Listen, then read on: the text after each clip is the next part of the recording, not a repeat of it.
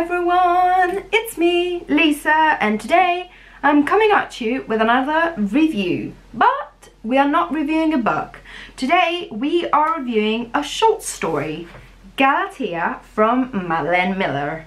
Madeline Miller, for those who don't know, is the woman that wrote Cheer Cheer and the Song of Achilles. And I remember that I quite enjoyed both reads, so I thought, why not dive into this short story? After all, my ebook tells me it's only gonna be 25 minutes, and sounds good. So I read it, and oh boy, I have a lot to talk about. So without any further ado, let's dive into the review.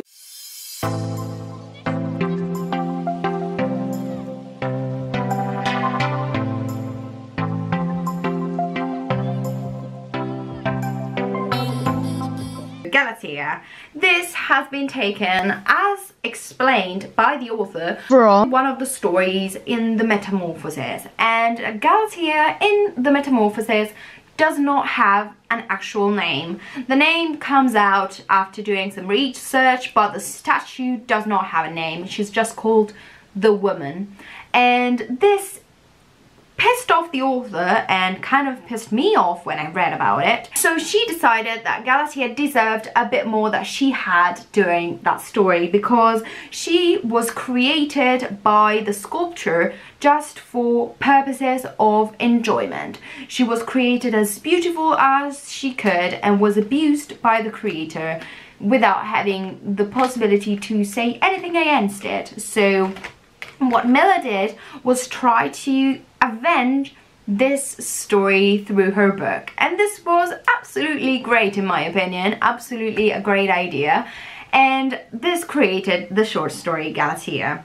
At the beginning, the short story makes you understand straight away that she has been a statue and has now come to life, and she still bears the resemblance to a statue because she is super beautiful, she's super pale, and never heats up unless she is under direct contact with the sun.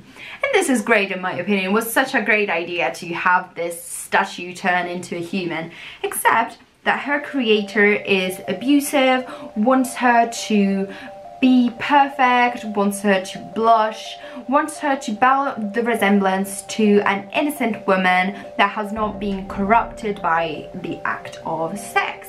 And she is allowed to only be with her creator, and she has to have sex with her creator, and she has to, every single time she sees him, do this act in which she comes to life. So she has to go back to a precise position that he wants, and if she doesn't do that, he will get mad.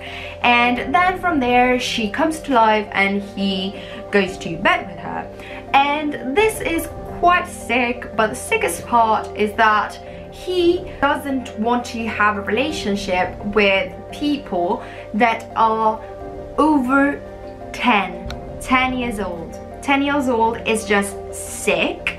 If you think it's ancient Greece, it's still sick. And he just wants people that are pure, that have not been corrupted, and that's why he creates the statue, because he wants to use her as his game, the one that he will get the use of. And after 10 years old for him is the limit. I was shocked by this, but what the statue does, and I warn from now on, spoilers, is that she fakes being pregnant once again, and therefore the owner of the statue, the sculpture, wants her to abort, and so they make her drink poison for the baby, and she fakes being very ill, and the maid goes to call the doctor, and while she does that, the statue runs away. She runs away into her house, and she calls for the sculpture that follows her, and she swims into the sea and brings him over to a point where she knocks herself with the sculpture, bringing him down. She doesn't suffer because she's obviously a statue, so breathing for her is not the same, but he drowns because he's locked to her, and it's the greatest revenge for what he did to her, which is just sick. and why he wanted her. And I thought that was great. The ending of the story was so emotional to me.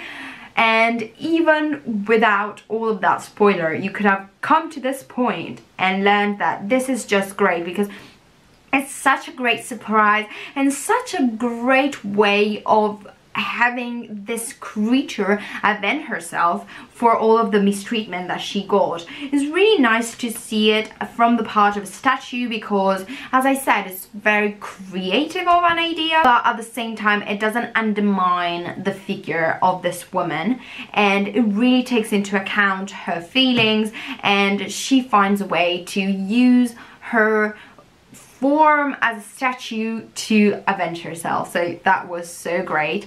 The writing is easy to read, pretty clear, pretty engaging and snappy. It's really fast paced, and unless you do not like tellings about what has happened before, you will really enjoy this story. I gave it 5 stars because I really did enjoy it. I saw on Goodreads that there are reviews that are 4 stars, 5 stars and 3 stars.